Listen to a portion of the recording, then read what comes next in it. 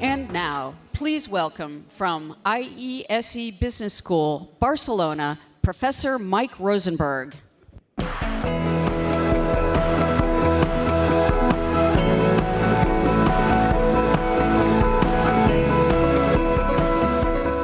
afternoon. It's really a pleasure to be at this Innovation Summit, and I had a chance to look at some of the really cool stuff outside in the hallway. And I'm really interested in the energy equipment and all this kind of stuff, but there's also a lot of software and data which is hard to see. I guess it's inside the green boxes everywhere. Anyway, we're here to talk about innovation. I'm going to be chairing a panel. Before we get started, I do want to correct a little bit of misused terminology, because I'm a professor and it's kind of my job. So in the last panel and all through these days, you hear about disruption. Disruption this, disruptive that. Disruption was the word as it applies to innovation was coined by a guy called Clay Christensen, who works at the Harvard Business School. And he wrote an article in 1995 in the Harvard Business Review. What he says is that new technology, which could be called radical technology or architectural technology or new business models, all kinds of new technology, and there's lots of words to describe it, sometimes big companies don't get the message. They don't move fast enough. And a new technology comes along which is cheaper, lighter, faster, greener, or for some reason is better than the old technology, but isn't necessarily as good as the old technology when it comes out. Typically, big companies like BlackBerry ignore new technologies like smartphones because it's not very good at something like email. What happens next is somebody else develops the technology, and sometimes they get so far ahead that when the world switches to the new technology, the people who were dominating in that business before could not keep up, and they get disrupted. So when we talk about really cool stuff, to call it disruptive technology is perhaps a mistake, because we don't know what's going to happen yet in the industry. If the people in the industry manage to get this stuff through their heads and develop new products like Schneider Electric's doing, it's not disruptive anymore. It's just really cool. Yeah. Electric cars. Are electric cars disruptive technology? Well, let's imagine that the entire fleet is electric in 20 years. If those cars are called Fords, Nissans, and Toyotas, it wasn't disruptive. If those cars are called Teslas, Siemenses, and why not Schneider Electric's? Yes, will there be a Schneider Electric car? This will be the evidence that this has been disruptive technology. Yeah? I hope that's clear. It's important to me as a professor that we use the words properly, and we can talk about radical technology, we can talk about new technology, we can talk about exciting business models and going from CapEx to OpEx and all of this stuff, but we should use the word disruption carefully. With that, let me introduce our panel, because we have a fantastic panel. We have Susana Quintana from Galp, Arantza Ezpeleta from Acciona, and your own Emmanuel Lagarrigue from Schneider Electric. Please join me up here, panelists.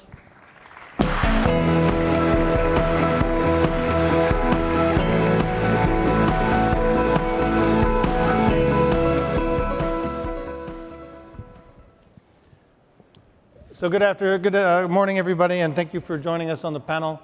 I've been talking about disruption, and all of you have more or less the same job in your different companies, which is to be responsible for wild innovation, to give it a name which perhaps is not the name you use. And what I want to ask you in the next few minutes is, what are you doing? Why are you doing it? And how hard has it been? When Emmanuel first asked me if I could do this, I said, how many hours do we have? And he said, oh yeah, 45 minutes. So I've always used up 2. So try to be a little bit brief in your remarks. But can I start with you, Susana? What are you doing on this whole question of wild innovation at Galp? So good question. What am I doing in wild innovation at Galp? Many of you may laugh, but let's say my #1 job is to bring renewables into Galp. So while everybody thinks that's quite normal now and quite mainstream, for an oil and gas company, I was going to say it's quite disruptive, but now I will watch the word, and I will say it's quite innovative. So I'm in charge of bringing the renewable business from 8 megawatts to tens of gigawatts. I'm in charge of new business, very much centered on decentralized energy. And And finally, I'm also in charge of innovation and corporate venture, something that also for an oil and gas company sounds like something from another planet. Yeah, I mean, so the question is, who's going to make the energy of tomorrow? And if Galp is in the renewable business, then they may not be disrupted. Is that? Well, I guess 2 days ago, I was in a Wood Mackenzie conference, and they were talking that the world will move from big oil to big energy. And I will even challenge that, because I don't think with decentralized energy and with renewables, you don't need big energy. You need decentralized energy. So I think the change for the industries and companies like us that are used to huge CapEx investments, to very risky business with very high IRRs, to move into more service business, to move more into OpEx business, is going to be a big challenge. Fantastic, Arantza. Acciona, the biggest construction company, I think, in this part of the world. Lots and lots of stuff going on. What are you guys working on? What's important? Well, I think that we're trying to build the innovation model that really works for us, and I think that there is not a single or a unique answer to those questions. So, well, obviously we're working in sustaining innovation, just trying to implement any technology advancement that can help us be more efficient, more productive. We're also trying to build up capabilities in new business models, just to be ready, like for the medium term. But also, and although it's very difficult for big companies to really be disruptive, and especially be disruptive in their own sectors, I think that what big companies can do is try to be prepared for that, no? I mean, it's very difficult to know when and how things are going to happen, and especially at the speed of these new technological changes that we're seeing in all different sectors. But I think that what we can do is build mechanisms to gain flexibility and agility, and that's something very relevant for big corporations. So in that respect, what we're doing within Acciona, obviously, are not very different what other companies are working on. We're building and evolving our innovation model to be more open and more digital, which are two main characteristics that we need to build up on top of what are our innovation current skills, which are very much very good, but very focused on our current businesses. So in that respect, we have created an open innovation platform where we have developed programs with this whole innovation, where we are just publishing all our challenges in our current sectors and just inviting companies all over the world to provide solutions to help us finding the right technologies, no, to afford and to really tackle those challenges. We're also developing an entrepreneurship program within Acciona. We also want our employees to help us finding the solutions to those challenges. No? We know that we have within the company great talent, great knowledge about what we do, and also about what we can do in the future, and we want to provide them with the platforms and tools for them to incorporate those solutions and help us build on that. And in terms of the digital part of that, and we're coming to sectors, some of those, no, because we are a very big and diverse companies, in which, but we're coming in some sectors on a more traditional way where digitalization was not present at all, and we know that we need to keep up and really catch up on those as well. And so on that, we have built what we call a digital hub. A digital hub? Yes. Within the innovation area, just working and organize around 6 skill centers that basically are aiming to gain capabilities and know-how around what we think are the digital technologies that would impact more in our businesses, no? And mainly it's talking about robotics, AI, 3D printing, IoT, and the usual suspects, yeah. Exactly. So that's basically how we're getting prepared for the future. Fantastic. And Emmanuel, maybe you can tell us a little bit what Schneider's doing kind of to push things beyond the green boxes and into the future.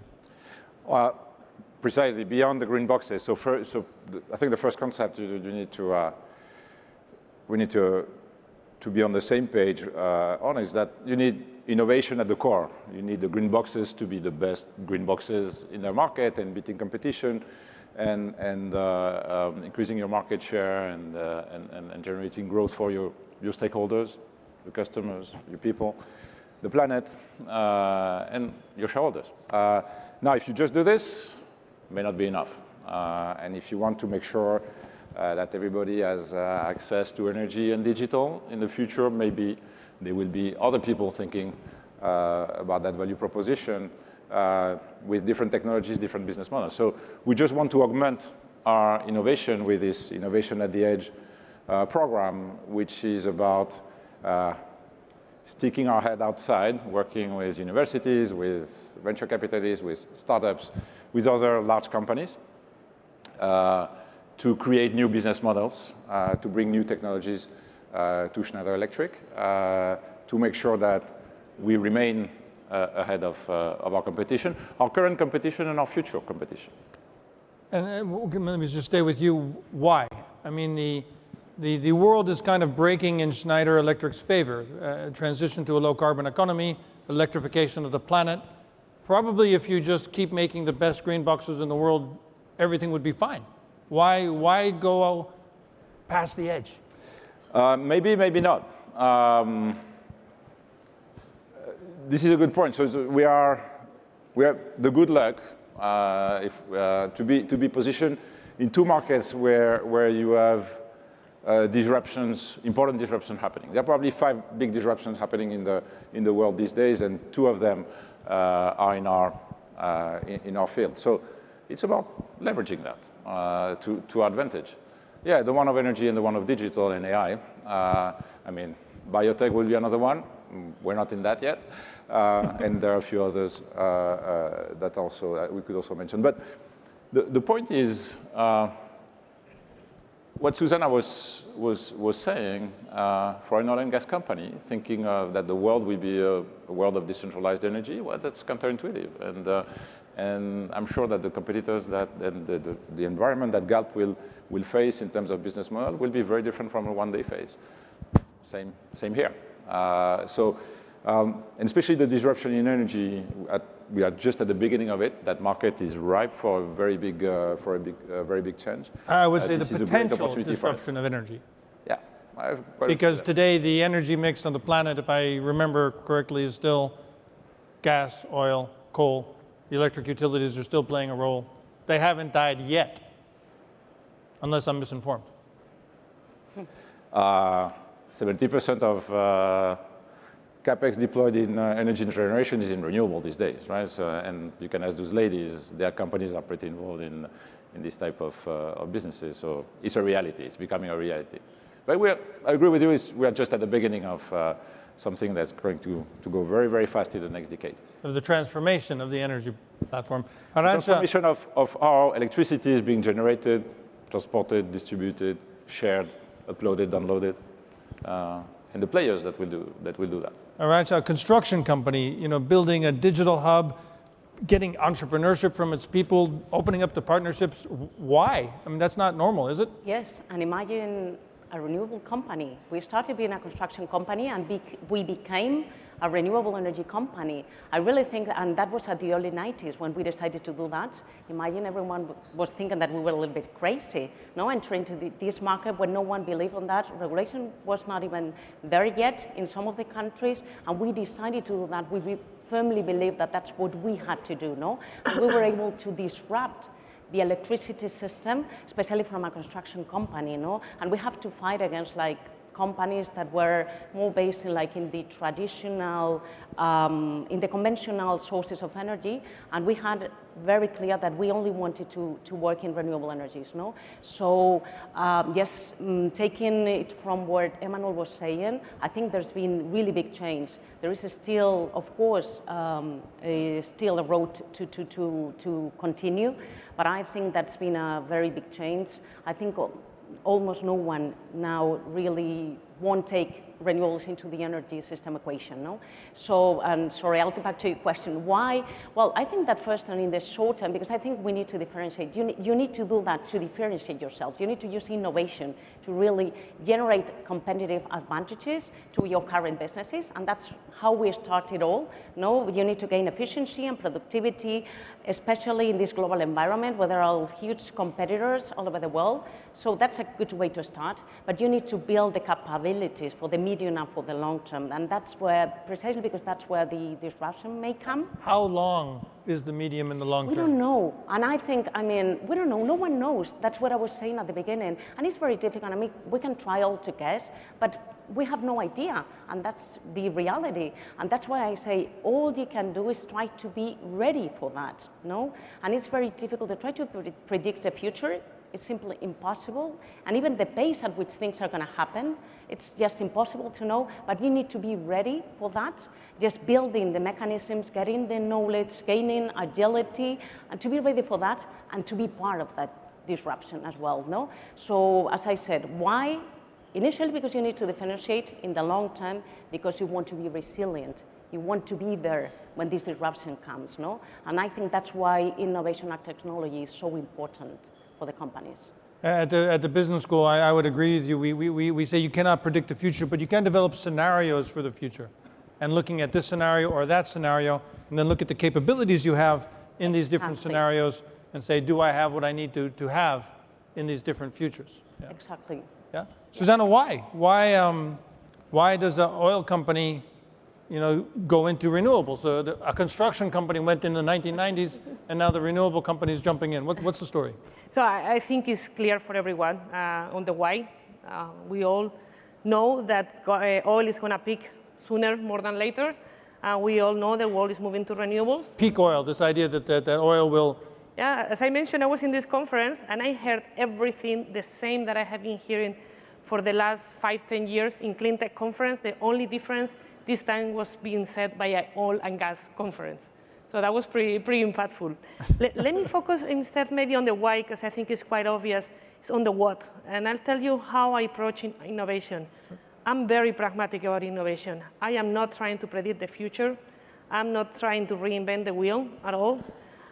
What I'm trying to do is to have my eyes out there to see everything that is happening and to try to partner with those ones that need my help in order to accelerate into the market, and I need their help for innovation. So in my previous life, I set up the venture arm of E.ON before running the technology and innovation. And before joining Galp, I was a partner with Next 47, the venture arm of Siemens. And what I learned is startups are much faster than us. They don't have the governance, the rules, the issues that you have of being a large corporation. It's not that that is bad, it's what you need to run a large corporation. They can move fast, they have access to capital, they don't have to obey all the rules of the market. But all startups, mostly in the B2B market, have an issue, access to market. We do have the access to the market. We do have the brand, we do have the customers. So I have always taken a very pragmatic approach. I'm not looking for the next startup. I'm looking for the scale-up who has proven the technology on market A or with customer A, and I partner with them to help them come into my market, into my customer. And what does that partnership mean? Do you make investments in them? Do you bring them into Galp? Do you give them Galp T-shirts and Galp employee numbers, or what does it really mean? So I'll tell you what it means for me. I think investing in startups is important, and I think everybody's stepping up corporate venture funds, and I set up one, and I think is key for a series of reasons. But for me, even more important than the investment in the startup is to have a ring-fenced team of people and budget where you can help launch the first pilots, the first programs. Ring-fence, so you build a fence around it so the rest of the organization can't eat it up. Not necessarily, not necessarily. So I'll tell you how we did it at E.ON, and I'm doing the same thing at Galp, that I found it very, very powerful. At E.ON, I'm not going to say how much we had into the venture fund, but it wasn't much. But we had 130 million for early commercialization programs. So I'll give you an example. There was a company called O-Power, who was already quite successful in the US in customer engagement.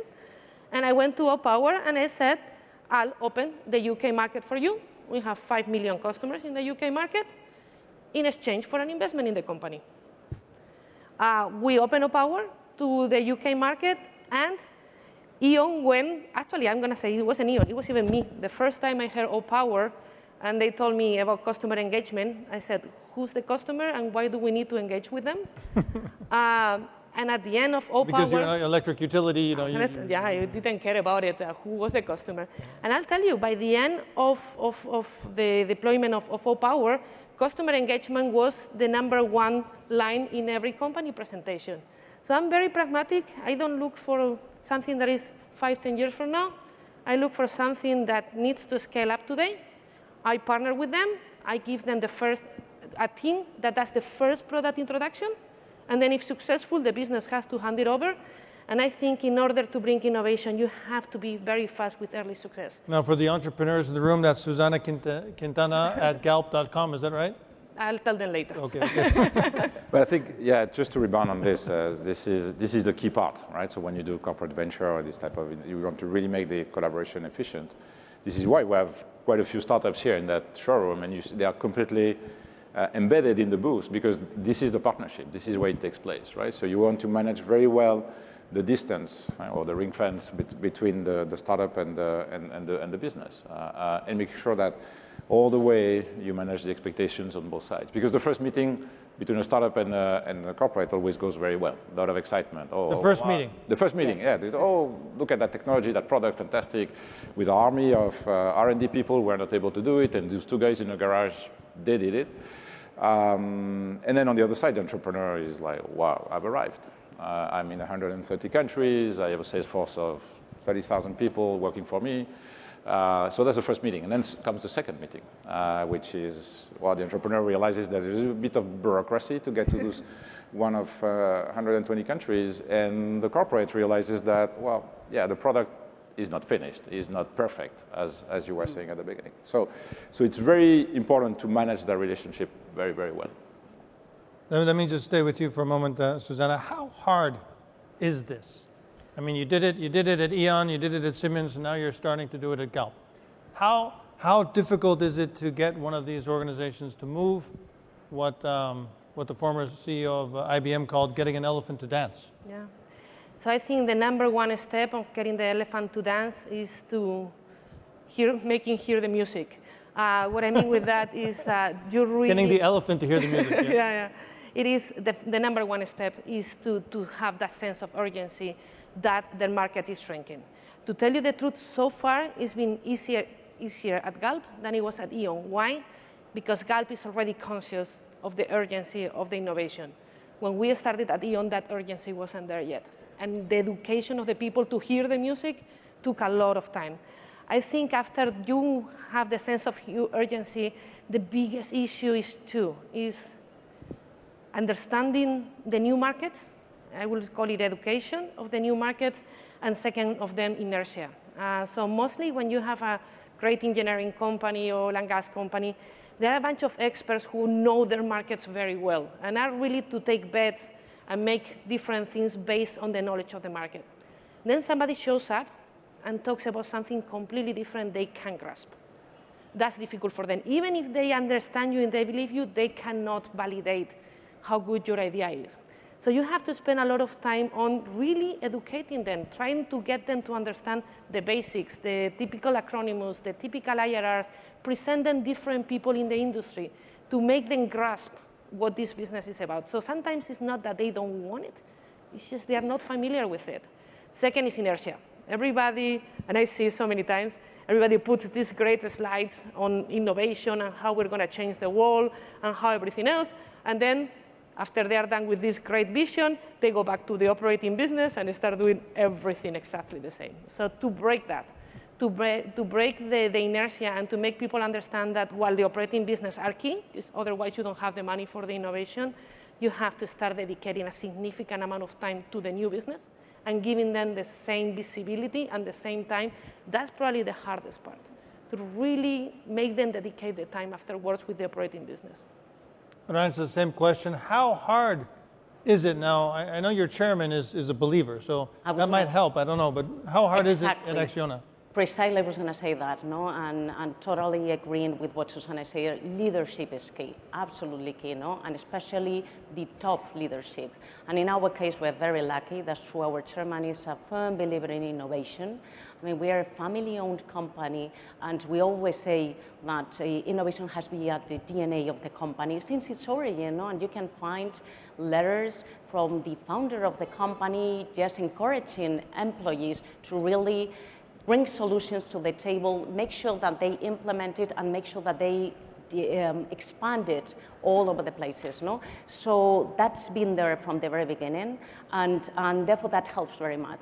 But then, of course, we have to obviously work very closely with business. You have to overcome the inertia that typically big companies have, of course, and you need to find like the right mechanisms with work with your company, no, with work well. So, and there are ways to do that, no? We're also trying to implement very pragmatical innovation as well. We want it to add value to the business. That has to be the absolute condition for that, no? But at the same time, you have to help a business to look a little bit beyond their current business, no, beyond their current problems. We need to build a little bit for the future, just talking to what we were referring at the very beginning, no? So in that respect, you need a very good combination, a good balance, in which trying to bring solutions to the current business and gain credibility with them to really take them to the next step, no? And this has to do a lot with culture as well. So you need to work, I mean, we're trying to make people change the way they work.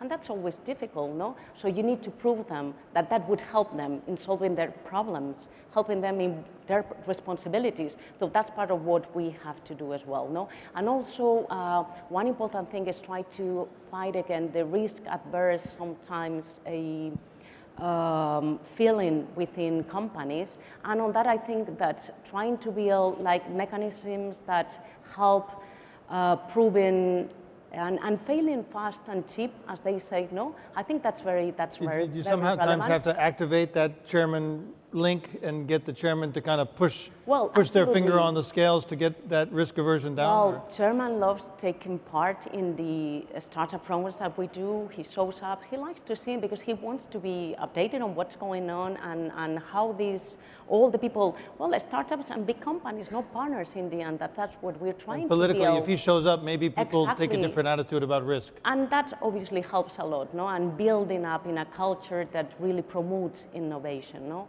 So, well, that's how. By the way, when someone says Acciona, what business is Acciona in today? How would you? Because you know the SIC, the SIC codes, which I think are kind of sick, they're kind of ill. They don't really describe things very well. What business are you guys in, or is it just a range of businesses, or it's a range, but we are. I would say that we are a technical solutions provider in terms of sustainable infrastructures, and that includes from water, complex civil works, all kind of transportation, social, any kind of infrastructure, bridges, tunnels, ports, anything that has to be with civil infrastructures, services. By the way, and that is an example, for example, of something in which we have diversified. Besides the current service model, we have entered since last year in a motorbike sharing business. You run airports, for example. Exactly. We also do like airports maintenance and all kind of services over there, and of course renewables, which is also a very big piece of our businesses as well. Fantastic. Emmanuel, same question, but I'm going to give you a twist. I'm not sure if you were completely ready for this, but I remember when you took this new job, because you know last year or 12 months ago or 9 months ago you were vice president of strategy and M&A, and really you had like a serious job at Schneider Electric, and then you took this job. I don't know. Did people say you were crazy, and how hard is it? Well, let me start by the first question in a minute. I'll come back to the personal side after that. And then I promise I will answer. Thanks for the question. Yeah, it's hard because all the incentives in a large company are geared towards something else. You have a large business, especially if you're successful. Because in the case of IBM, the trick was that IBM had some sense of urgency because they were not doing that well at that time. But in the case of a company like Schneider Electric, which is doing quite well, it's difficult because you have to manage your priorities, and your priorities are taking you towards doing better what you are already good at. So you would invest more in products and in things that will give you certainty of returns. You would place very big bets on those projects, And you will try to, it's a game of economies of scale and maximizing, which has a certain level of risk. So I'm not saying it's less risky than the rest. It's just a very different nature of it. Whereas if you look at what a startup is and what an investment in the venture capital is completely different in terms of how you manage risk, how you invest. The natural mortality rate of a startup is 98%, right? So 98% of startups don't survive. So you have, this is not the type of risk you want to take with those big bets in the core business. And it takes 5 to 7 years to really build something that is meaningful, to build a unicorn, for instance. You don't have 5 to 7 years in the core. You count in quarters. So just a completely different type of profile. This is why it's hard. This is why it's hard to have that schizophrenia to do both things. And this is why we created that concept of innovation at the edge. We said, no, it's at the edge. It cannot be, because it's not innovation in the middle. It's not innovation. The mindset, you need a lot of innovation in the middle. But that other thing is different because of the incentives, because of the risks you take. It's just different, not better nor worse, just different. So yeah, let me go to the personal side now. Look, leadership is okay, before you beat me because you're going to take your business school professor hat, I think a simplified version of leadership would be where you tell a story, you sell a story, and you have people following you into that story.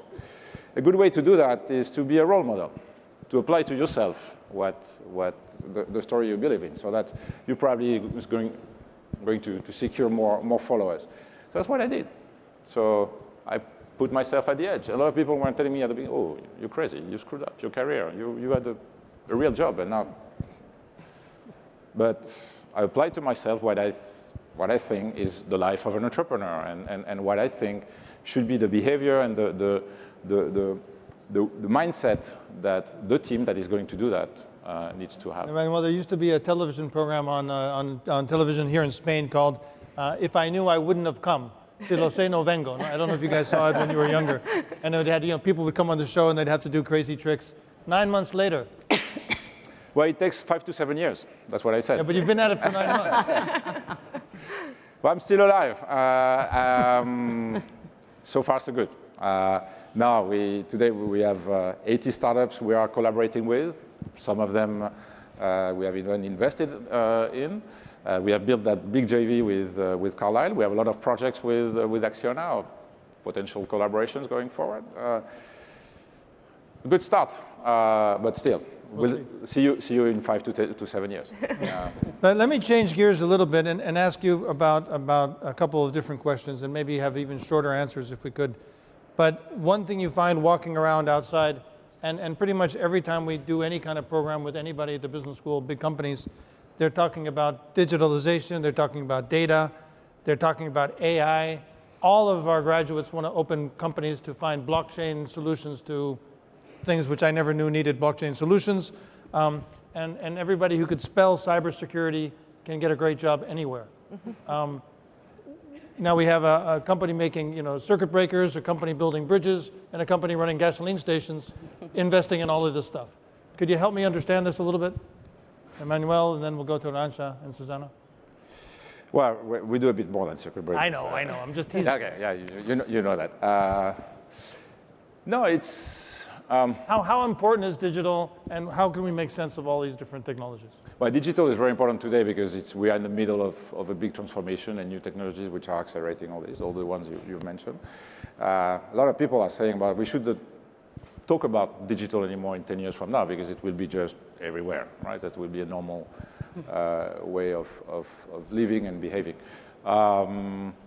But it's clear that it's disrupting a lot of business models, and this is the old thing of software eats the world by Mark Andreessen. So it's happening in this industry like in any other. And software today means AI, blockchain, computer vision, and so on and so forth. And any, call it an IoT construct, tomorrow will be just a full charge AI machine, maybe with some blockchain process, who knows, even some quantum computing.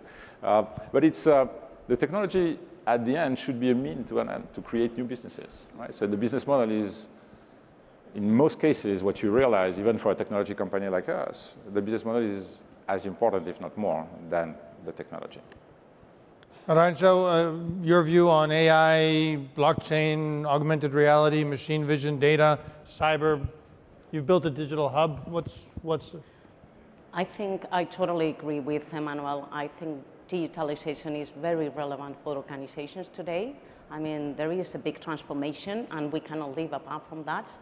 So obviously, and especially coming from sectors which didn't precisely have very much digital on it, we need to do that transformation within our companies. So we need to learn about those technologies and how those technologies can help us in, and also not only in being more efficient in doing better what we do, but also in finding new business models, no? And I totally agree that the digital technologies are just enablers for something, and so we need to find what is the right application of those technologies. And in a diversified company as ours, that has different answers depending on what sector and what business you're referring to, no? And so we just tried in, on one side, we're building capabilities and knowledge in the technologies, and on the other side, we just find the use cases for those technologies and finding like the specific way to apply those to each different business, no? And that's where we are building up. But we really think, I think that the digital transformation is going to come not for just one technology, but from a combination of all of them, no? Just finding the right combination for your own businesses sectors and for what it may come in the future. digitalization, blockchain, AI, et cetera, et cetera, et cetera? I'm not going to say anything different than what Arantza and Emmanuel already said. I think one thing, digitalization, blockchain, AI, 5 years ago, 10 years ago, even 5 years ago, digitalization was something of Silicon Valley only. This is something that is today everywhere. Many people can do it. It is not something of the future. It's not something amazing. Again, as I mentioned before, what I'm trying to do is I'm not trying to reinvent the wheel. I'm not trying to have the best AI software engineers inside Galp. I'm looking for whoever has the best technology that fits me, and then find the use cases for that technology. So I remember a long time ago, I went to a professor in Stanford, and I asked him, he's like, can you help me design the smart home? He looks at me, he's like, why the smart home? And like, what do you mean? He's like, what are you trying to solve?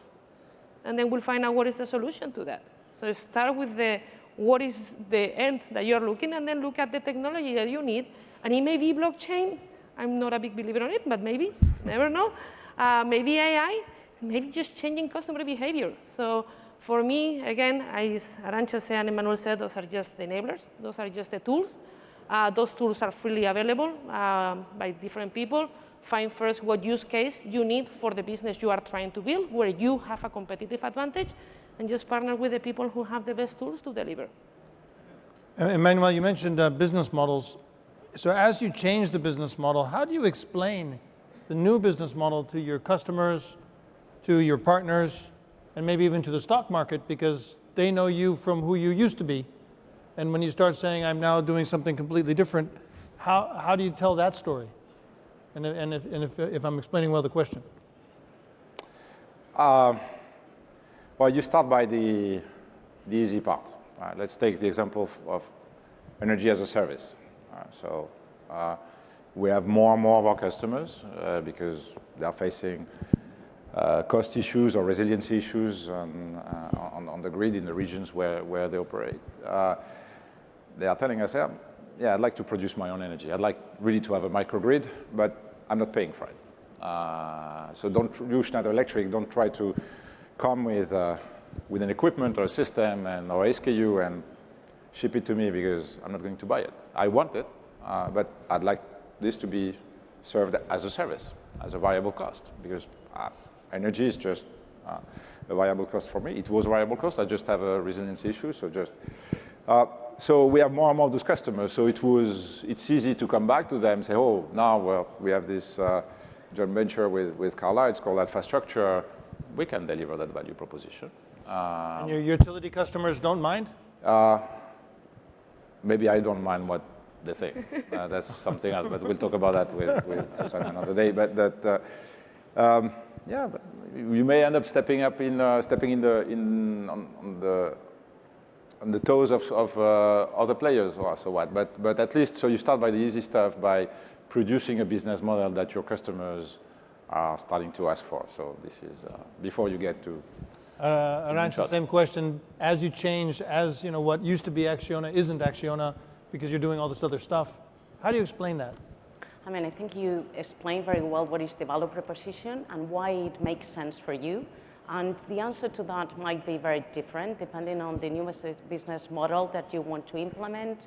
I mean, is it adjacent to what your current business are? Are they complementary? Do they help building on what you're doing currently? Is it financially complementary? I mean, the answer to that can be very different, but you have to explain very well what the value proposition is and why it is relevant for Acciona to do that, no?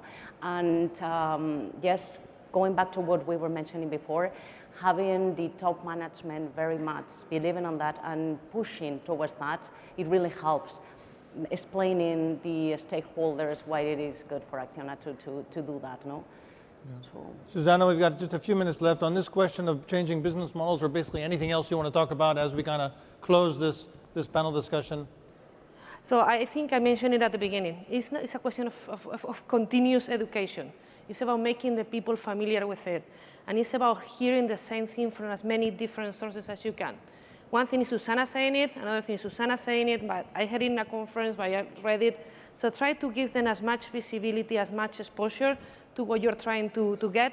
It's very, very important. One thing also that I think we did very well is while having top management engaged, it's important, and it's actually probably the easiest people to convince, the top management. Then you get to the middle of the manager and the management, and that's where everything stops. Everything stops. Absolutely, everything stops. So it's equally important to have different touch points across the organization to be talking not only to top management, but to middle management. We had, and this is the same thing we are doing at Galp, innovation centers where you have one leader that is talking to the top management, but people embedded into the business. People that are bringing these ideas to the business all the time. And it's very important also to have fairs, exhibitions, trips, where you pick middle of the management, the future leaders, and also expose them to this technology to make it a little bit of a competition with the middle management to do that. You can also send them to the business school if you want, but we can talk about that later. Arantza, sort of last thoughts on this whole topic of how to make transformation, how to avoid disruption, really, which is what, if I understand, all of you have the job of chief avoider of disruption to make sure that your companies are relevant as we go forward. Exactly, and you want to be part of that when it happens, no? So, well, I always say that innovation is not only a function of just a concrete people, no? It's not only my function. I think really we need to help the whole organization to be innovative.